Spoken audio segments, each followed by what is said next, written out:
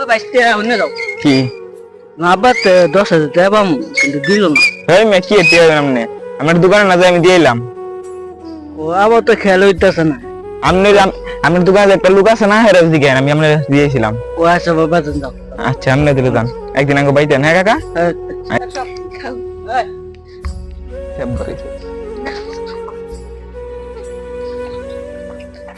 আমরা যে ইয়ার কাছে যে 10,000 টাকা বাকি রাখছিলেন এটা আমি ইয়ার মিছা কথা কয়ে কইছি যে আমি দিয়া দিছি হ্যাঁ এখন কইছে আচ্ছা কি কইছে? এক কইছে টিয়া লাগতেন এক কইছে কি আমি যে কইছি আর দোকানে একটা পোলা ছিল সামনে আমি টিয়া দিয়ে দিছি। টিয়া তুমি দিছো? দেই নাই তো মিছা কথা কইছি। তুমি মিছা কথা কইছো কে বাজান?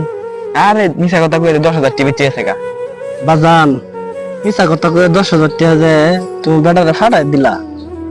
এই 10,000 টাকা আজকে যদি মরে যাও এই সম্পদের তো টাকা তোমার কেডা খাইবো? তুমি আজকে মারা গেলে কালকে তোমার কেউ থাকবো না।